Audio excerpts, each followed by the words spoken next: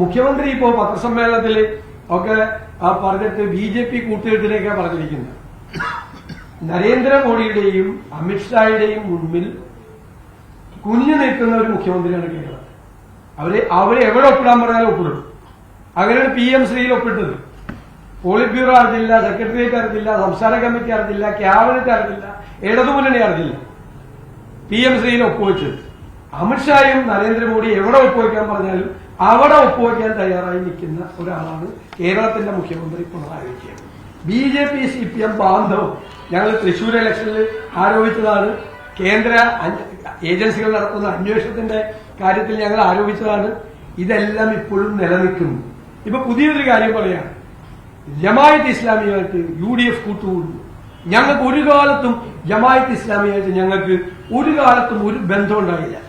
മുഖ്യമന്ത്രിയെ പോലത്തെ ഒരാൾ വന്ന് ഇത്രയും ഒരു സ്റ്റേറ്റ്മെന്റ് കൊടുക്കുമ്പോൾ ഒരു കാലത്തും ഞങ്ങൾ അവരുടെ പിന്തുണ തേടി പോയിട്ടില്ല. ഞങ്ങൾക്ക് അവരുടെ പിന്തുണ ആവശ്യമില്ല എന്നാണ്.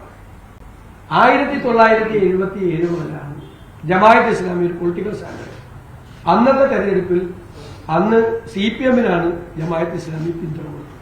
പിന്നീടുള്ള എല്ലാ തെരഞ്ഞെടുപ്പുകളിലും 2019 വരെ, അതായത് 42 വർഷക്കാലം അവർ LDF-ന്റെ കൂടെ, CPM-ന്റെ കൂടെ. എന്നിട്ട് മുഖ്യമന്ത്രി വന്നു ഞങ്ങൾക്ക് ഒരു കാലത്തും ബന്ധം ഉണ്ടായിട്ടില്ല എന്ന് പറയുന്നു. ഇത് 1996 ഏപ്രിൽ 22 ദേശാഭിമാനിയുടെ എഡിറ്റോറിയൽ ദേശാഭിമാനിയാണ്. അതിൽ തെരഞ്ഞെടുപ്പ് ശ്രദ്ധേയമായ 2 തീരുമാനങ്ങൾ, അതായത് കാത്തലിക് ബിഷപ്സ് കോൺഫറൻസ് LDF-ന് പിന്തുണ കൊടുത്തു. രണ്ടാമത് ക്രിസ്തീയ പുരോഹിതന്മാരുടെ ഈ അഭ്യർത്ഥന വന്നതിന്റെ തൊട്ടുപുറകെയാണ് ജമാഅത്ത് ഇസ്ലാമിയുടെ കേരള ഘടകത്തിന്റെ തീരുമാനവും പുറത്തു വന്നത്.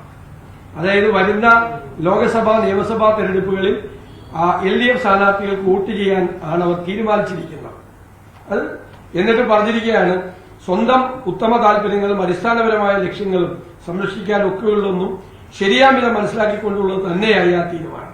മേൽ വിവരിച്ച 2 തീരുമാനങ്ങൾ രാജ്യത്തെ മതനിരപേക്ഷ ജനാധിപത്യ ശക്തികളുടെ രാഷ്ട്രീയ അടിത്തറ തീർച്ചയായും കൂടുതൽ ശക്തവും വ്യക്തവും. അതായത് ജമാഅത്ത് ഇസ്ലാമിയുടെ പിന്തുണ മതനിരപേക്ഷ ജനാധിപത്യ ശക്തികളുടെ രാഷ്ട്രീയ അടിത്തറ വർദ്ധിപ്പിക്കുന്നു. ദേശാഭിമാനിയുടെ എഡിറ്റോറിയലാണ്.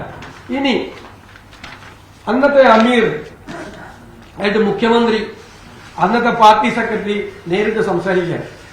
ഫോട്ടോ ഒരു ബന്ധമില്ലെന്ന് ഇന്ന് രാവിലെ കൂടി മുഖ്യമന്ത്രി പിണറായി വിജയൻ പറഞ്ഞ ജമാഅത്ത് ഇസ്ലാമിയുടെ അമീർ ശ്രീ പിണറായി വിജയൻ തമ്മിൽ സംസാരിക്കുന്നതാണ്.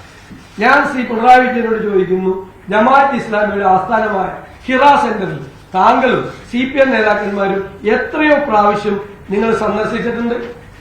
ഇനി വേറെ വാർത്ത, രഹസ്യ ചർച്ചയല്ല